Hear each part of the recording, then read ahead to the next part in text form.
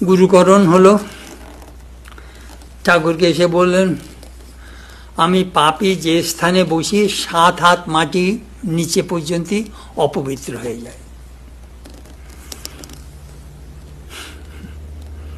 আমি মাতাল, আমি এত মদ পান করেছি যে বোতলগুলো সাজালে সে হিমালয় পর্বতে কাছে, মানে এবার মাউন্ট এভারেস্টকে স্পর্শ করবে। আমি চরিত্রহীন, মিথ্যাবাদী,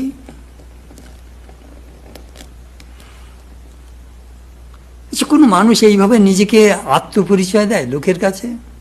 আমি পাপী, আমি মাতাল, আমি বদমাশ, আমি মিথ্যাবাদী। এইভাবে গিরিশ ঠাকুরের কাছে আত্মপরিচয় দিলেন। একমাত্র hero, the real hero can express that way. সেই জন্য ঠাকুর বলেছিলেন, ওরা সব সুর ভক্ত, ও ভৈরবের অবতার, ওরা ওই রকমই। নিজেই বলেছিলেন, আমি ঠাকুরের কাজের জন্য এসেছি। আরেকটি জিনিস কি মনে হয় জানেন, ভালো মানুষকে ভালো করার মধ্যে কোনো গৌরব নেই, খারাপকে যে ভালো করতে পারে সেখানেই গৌরব। আমার মনে আছে, আমি যখন হলিউডে যাই, আমরা বেদান্তের অধিকারী বলি, অধিকারী না হলে বেদান্ত বোঝা যায় না। তারপর প্রভুবানন্দ স্বামী একদিন আমাকে ঠাট্টা করে বলছেন, হে চেতনানন্দ, তোমার কাছে সুখদেব নারদ বেদান্ত শিখতে আসবে না, এই আমেরিকানরা আসবে, এদের যদি বেদান্ত শেখাতে পারো শেখাও। সুখদেব নারদ তোমার কাছে বেদান্ত শিখতে আসবে না। আমরা বুদ্ধের জীবনীতে দেখি, তিনি আম্রপালি, 12 বনিতা আম্রপালির জীবন পাল্টে দিলেন।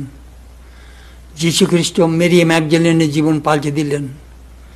এই অবতার কপাল মোচন, পতিত পাবন। ঠাকুরের Ramakrishna needed Girish to demonstrate his purifying power. Girish needed Sri Ramakrishna, Ramakrishna also needed Girish. Chaitanyadev Jagai মাদাইকে উদ্ধার করলেন। ঠাকুর কি করলেন? গিরিশের বকলমা নিলেন, পাওয়ার অফ অ্যাটর্নি। আর কোন ভক্তের বকলমা নেননি ঠাকুর, একমাত্র গিরিশের বকলমা নিয়েছেন। এই মানুষকে চেঞ্জ করতে হবে, কোনো নিষেধ নেই, শুধু ভালোবেসে গিরিশের জীবন পাল্টে দিলেন ঠাকুর।